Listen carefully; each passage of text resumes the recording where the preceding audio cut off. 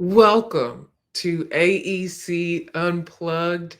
I'm your host, Danielle Gray. I currently serve as the Director of Content and Knowledge Resources at SMPS HQ, and I'm so excited. Did you see that video? Like, we're moving up. It's season 3. We're adding things. I'm excited about it, and thank you so much for joining us. Now, there's a lot of things that we're going to talk about today. This is going to be a great episode. I have some awesome guests. But before we get into that, tell me where you're joining in from. Write in the comments. Let me know. Shout out your SMPS chapter. Tell us what you're excited about from this episode. All of that. We can see you in the comments. This is live. That's the best part about this. So let's see here. This is season 3. We've been doing season 1, season 2, and at the top of 2025, we're excited to bring you season 3. If you have never heard of AEC Unplugged before, that is okay. It is basically a place, an intimate space for us to talk about thought leadership, trends, and all the different things that impact the AEC industry and also AEC growth professionals in particular. And so, but we're about the human approach here. So you can actually meet your leaders, you can meet these thought leadership professionals, all of that. You can see them here in a very human way. So yes, there's AI, but there's also HI, which is human intelligence, and that's what we're here for. All right. So we have a couple of things. I wouldn't be the director of content and knowledge resources if I didn't share our upcoming programming. So we have a few coming up here. If you are a CPSM, you should be in this exclusive learning series. We have already had 2 sessions, but that's okay. If you missed the first 2, you can still jump in. On demand is very much available to you. The final session will be happening next week. It's going to be about mergers and acquisitions. It's going to be really great. So you definitely want to tune in, and you get CEUs with this.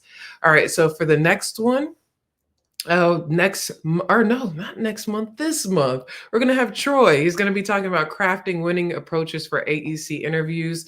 Make sure to register for that as well. And then in March, we also have Emma. So she's going to be talking about maximizing ROI, which we all know is very, very important for us as marketers and business developers to make sure that we can drive success. All right.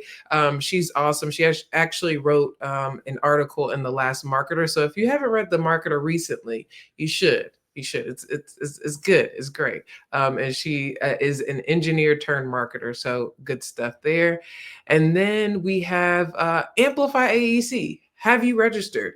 The early bird rate is there. You have the until the end of the month, okay, to get your early bird rate. So be sure to register now. You do not want to miss it. We have been having all of the session selection, and actually some of the sessions are already listed there.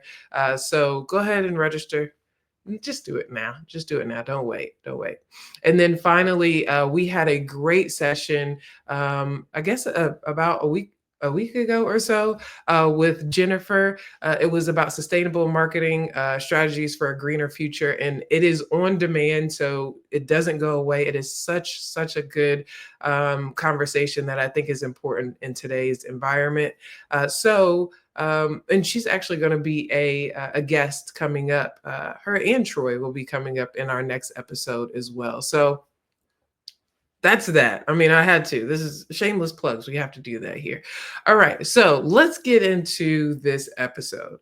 I have some amazing guests, amazing leaders that I am actually very humbled and excited to talk to and learn from with this episode, which is called Transformation Through Marketing Leadership. Okay.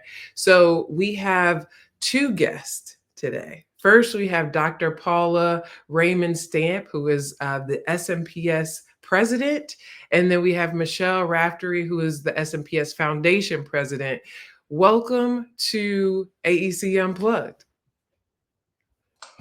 Thank you. Thank you for having us.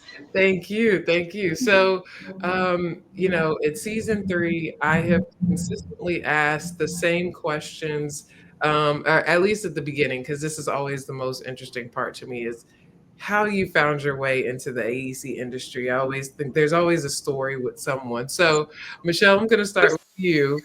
how did you make your way into the AEC industry? Okay, this is unplugged, right? Yes, it So is I important. grew up on a farm in Wyoming. I was always creating things, fixing things. I was a welder. I did sculpture, and I pursued a fine arts degree. I went to Chicago for college, and there were some courses in architecture. Of course, it was the birthplace of the skyscraper. So I fell in love with architecture. I studied design. I shot film. I did all the things that I always do, which is explore and learn. And I really wanted to work in the AEC industry, specifically architecture. And so after I graduated, I was looking for opportunities at firms, and all of my friends that had architectural internships were being laid off. And I used my natural marketer and found a job at a firm here in Denver, and they had a role called a graphics coordinator. I didn't know what that was. Even in the job description, it listed the marketing handbook from FSMPS, and so I ordered that. And I just wanted to work in an architecture firm. And so little did I know, this opened up the door to an amazing and rewarding career in marketing, in business development, in leading the firm strategically. And I don't know, the rest is history. That firm that hired me as a graphics coordinator is 4240, where I am now a partner. So it's kind of a Wow. Wow, that is awesome. That's a great story. Great story. Paula, what's your story? How did you make it into AEC? So whenever I'm asked that question, I jokingly say by accident, like everybody else that entered at the time that I did, Mhm. because it truly was an accident. I didn't know anything about professional services marketing or business development. I had no idea what that was, but I was looking to change jobs. And at the time, my father-in-law was a structural engineer, and he said, "Hey, there's this construction firm that's looking for a marketing associate. I was getting my MBA at the time with an emphasis in marketing." So he's like, "Why don't you apply for that?" So I wound up applying for the job and getting the job. And that's kind of how I started in the industry and just kind of learning by doing.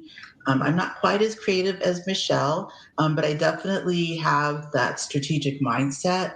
So I'm all about putting a really, strong strategy together to, win the project or to position us with the client.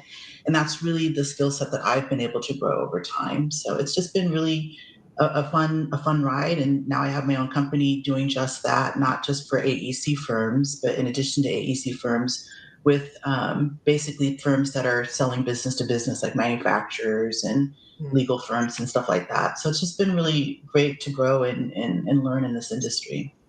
That is awesome. I am really excited to talk to both of you. As you know, you're leaders, leaders of this organization, and so I am so curious. I joined SMPS Atlanta, and joined like the committee and the programs committee and all those things. So what moved you to continue, like to continue this role within SMPS and grow into these leadership roles? Paula, what was it that said, you know what, let's keep going, let's keep growing Mhm. within SMPS? Yeah, I think for me, one of my Clifton strengths is learner. And so I think for me, it's always about this opportunity to learn something new for myself, to learn from other people, and to have an opportunity to just help people to grow professionally. Because when I'm helping them do that, I'm actually helping myself do that. And so there's a lot of power, I think, in this knowledge sharing that SMPS really creates for its members and even for non-members that engage in SMPS programming and with SMPS members. So that's really what has driven me over the years to continue to be a part of SMPS. I love that. Michelle, what's your take on that? So I came into SMPS. I learned about it from a design build pursuit. The partner, my sort of peer on our construction partner said, "Have you heard of SMPS? It's a place where we talk about all these things, because I didn't know anything about it." And so what I learned, even through those early years, is how much data drives decisions. And so when I think about how can I continue to contribute to value at SMPS, and specifically my role at the foundation, is how are we capturing that data to drive decisions for our success? And so I don't know, I'm a data geek often, and it just continues to come back. Well, and I can see how, data really, it's not just your perspective or your opinion. And data is like driving it. It's like it's not just me. There's more to us. I know that when I joined SMPS, I thought I was the only one. I was like, wait, there's more people doing this. So it was a really big deal for me. And really helped me transform as a person, and quite frankly turned into speaking engagements and so on. So Michele, how has like these leadership roles grown you as a person? Because we can talk about the profession, but also how has it helped you personally? Yes, I think that's a hard question. Yeah. I hope it's made me a lot better. You can ask people that I've worked with a long time ago, and trying to be a good leader. I guess what I learned is I've always been very ambitious. And when you have the opportunity to lead in a volunteer capacity, it changes the entire dynamic. And so, one of the things that I remember, former CEO of SMPS, Ron Worth, told me, he said, if you can get volunteers to lead, you can do anything. And it was a powerful way to say, as a leader, you can't think about your own ambition anymore. You have to think about how you can help others meet that. And so I think I get a lot of things wrong still, but hopefully we're all continuing to grow together, and it's a rewarding process. Absolutely. I Yeah. love that. What Yeah, do I'm with Michele on that. I think that when I think about leadership, I actually think about this opportunity to learn and to hear another point of view.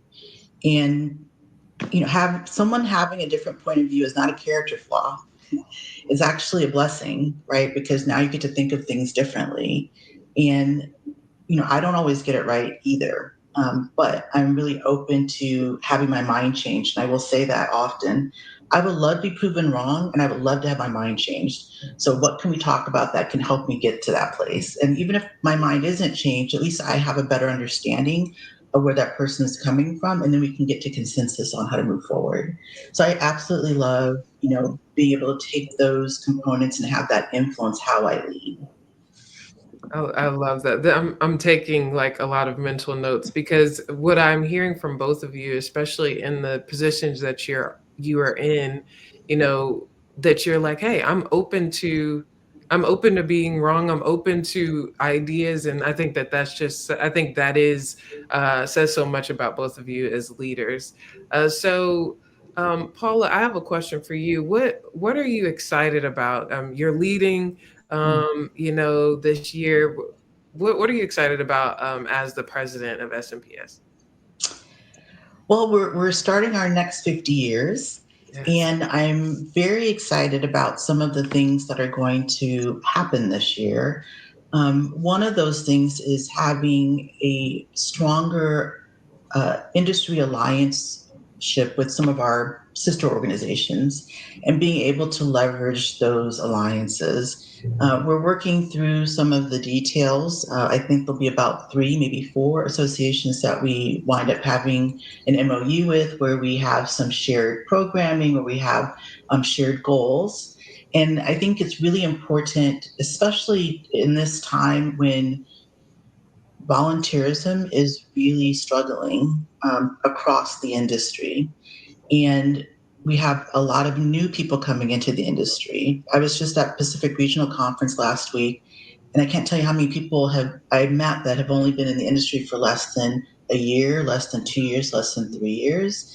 And there's an opportunity to really help grow them by leveraging these relationships with other associations. And there's also an opportunity to take some of those members in other associations, say it's a principal or partner that's in charge of marketing and business development, and show them what SMPS can do, what a resource we can be, why their team should be involved with SMPS, and even why they should be involved with SMPS. And they're going to really take that feedback from their own association, not necessarily from us directly, but when their association says, you should be doing this, you should be reaching out to them, and really let us be the resource that we really want to be to the industry.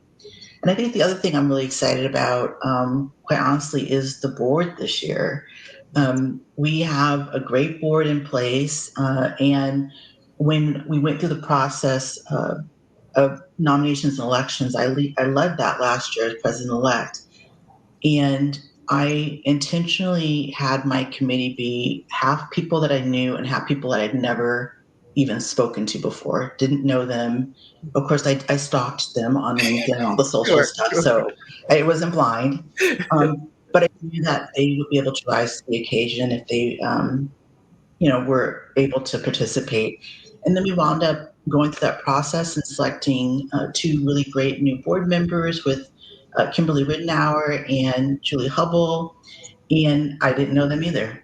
I'd never met them before either. And I think that's the power of really trusting the process and trusting the SMPS members and how we look at things and being able to bring people into a leadership position and not have it be based on, do I know them? Right. And so it worked out for me to do it that way, and it was just really an exciting process. And now we have this really great board, and Julie and Kimberly are joining, Adam Kilborn, Andrea Story, Ben Sewa, Dana Lancourt, and then Michele is participating representing the foundation. So I'm just really excited about what we will all be doing this year and how that's going to manifest itself as the year goes on. I'm excited too. I'm like, as you're talking about, I'm getting excited. So, especially the connections with the sister organizations, I think that's going to be really great. So, Michele, you are the president of the foundation, and I meet some people are very clear about exactly what the foundation is, and some people are like, well, what is it? What's that? So, could you, for those that don't know or need the refresher, can you tell us like the mission and what drives the SMPS Foundation? Yes, the SMPS Foundation, we are driven to deliver intelligence and insights. Really, that is at the core of everything that we're doing, so that as growth professionals, leaders in firms, we can help you navigate those trends, change, and the business evolution that we are feeling in our companies. We want everyone to thrive. We know it's competitive out there and the challenges are rich. So again, focus on that delivering intelligence and insights. The foundation is also really focused on getting research right now into your hands and ways to do that, because often research takes a really long time and we want you to be able to utilize it in a meaningful way. Another part of our mission is really providing scholarship and opportunity to a diverse group where we can foster talent for the future of the AEC. And right now we have, I think the numbers 47 scholarships have been awarded since the inaugural Andy Zinzmeyer Scholarship Foundation was established, and that supports right now our partnership is with HBCU students to really support their journey. And so I don't know, it's phenomenal to be able to say, okay, we're going to not only give you data, but we're also going to be intentional about how we are building a community that will continue to thrive for all of our futures. And you kind of just to piggyback on what Michele just said, one of the things that we are really excited about with the Alliance partners is to be able to give them access to this research, because they can really use it, and it's research that is thoughtful, intentional, and it's proven. So we really want to be able to provide that, and that's one of those kind of key benefits that the Alliance partners will be able to have access to. Right, because there's no other foundation or research house that is specifically studying AEC marketing and business development. Mm-hmm. Is a huge need, and we hear it time and again from those Alliance partners. So, question about that, Michele. How can people take advantage of this research? And two, how can people support the foundation? Yes, they are aligned. So, three ways. One, the easiest is download it from the SMPS website and start using it. You can implement tiny pieces, you can do complete overhauls, but download and apply it. That is the most powerful way to engage with the research.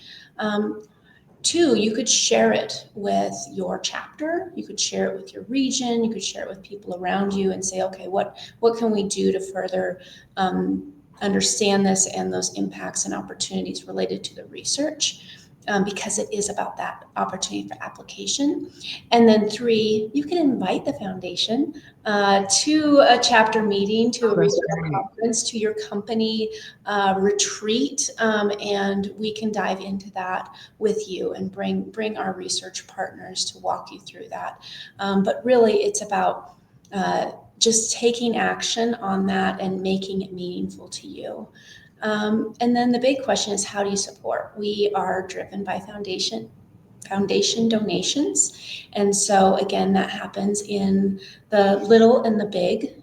So we have opportunities. When you renew your membership, you can add on a donation to the foundation. We appreciate that. A little bit goes a long way. And if all of us contribute a little bit, we can do more. There's also, you can give at a corporate level, a personal level, your chapter and region. We have a lot of chapters that are supporting the research of the foundation, which is a phenomenal opportunity. But mostly get in there, use it, and then, help us to promote the next and continued research. That's great. Thank you so much, Michele. I am really enjoying this conversation. If you have any questions that pop up, those that are in the audience, please write it in the comments. This is the time. This is your time to ask. But before we kind of go, or there's a couple of other questions I had, but the big one for me is, let's say there's a SMPS member, they're getting started. And they're considering a leadership position, what would you share with them? What advice would you give to someone seeking that leadership role? Paula, I'll start with you. Yeah, so I'm always a big fan of if you're thinking about it, try it. And, you know, a leadership role doesn't have to be a board position or a committee chair. It can be something that is more scaled to what you have time to do. So maybe that is volunteering to be, at the registration desk for a program, or volunteering to put a program together, or volunteering as a part of, if your chapter or region has a mentor program, and or being on a task force. I love task forces because there's a start and a finish. And so just kind of look at where you have time to plug in, and then there is always an opportunity that is scalable to what you have time to do, and then just go out and do it and start building that network and start building that skill set that you want to build to not only volunteer for SMPS, but to volunteer for other organizations in your community. Michele, what advice would you give to someone thinking about it?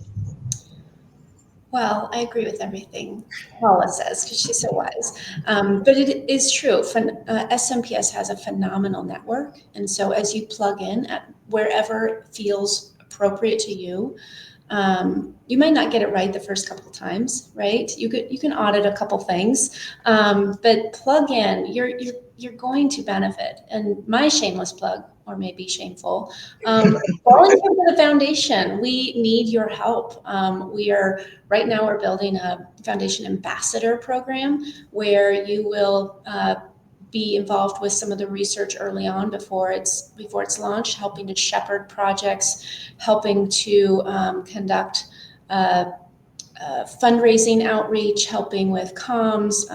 We really could use individuals that are passionate about the foundation's mission and want to dive in and at right-sized bits. So. I support it. If you were watching, go ahead and just volunteer. Do it now, and specifically with the foundation. I think it would be really, really cool to get such insight into the research before it's even launched. So kudos to whomever is thinking about it. Just go ahead and do it. So before we go, I love closing with like some words of advice. This can be with professional, this can be life, just in general. I would love to hear, your words of wisdom as we close this episode to the audience we have. So, Michele, I'll lead it to you first. What words of advice do you have for those watching today? Put your ear to the ground and listen. Really listen. And you might be amazed by what you hear. And just let it sit with you a little bit. And then take action. And implore those around you to join you, because it's necessary. Thank you. Paula? Mhm. Yeah, I love that, Michele. Yeah. I totally agree with that. And I would add, be curious, ask questions. Don't be afraid to try something just because you think you might not be good at it. We learn sometimes the most from when we fail, right? So I say stay curious and have grace, show grace for yourself and for others, because we are all just kind of muddling our way through at times, and that's okay. That's when we're learning. So don't be too hard on yourself. Definitely just lean into whatever life is giving you and remain curious. Thank you both so much for the time being here today. I believe, and I'm sure everyone that is watching knows that we are in good hands. So thank you so much for joining Michele and Paula. Thank you. Thank you, Danielle. Thank Thank you, you. Michele. Thank you.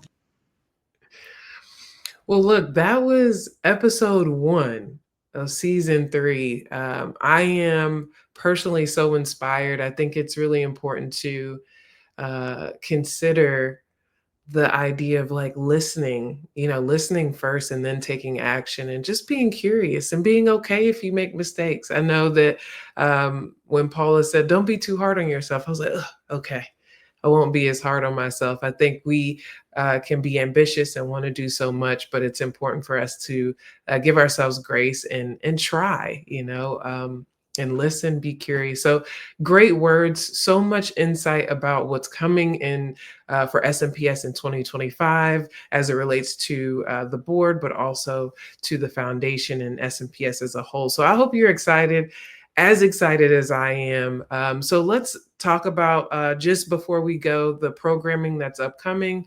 We have the CPSM Learning Series. Make sure to tune in for that. We have February, we have Crafting Winning Approaches for AEC interviews. Then we have in March, Maximizing ROI, Crafting Data-Driven Marketing Strategies for AEC Success. And then Amplify AEC, just do it. Register, early bird rate ends this at the end of this month. And then finally, we've had just a really great webinar that happened a couple of weeks ago about sustainable marketing that I think is really, really important. And all of these, if you cannot make it in person, you always have the ability to watch on demand. So register either way. And with that, I hope if this episode did not encourage you to think differently, I hope it encourages you to be differently and think differently. So thank you so much for joining, and we'll see you next time at AEC Unplugged for episode 2. Thanks.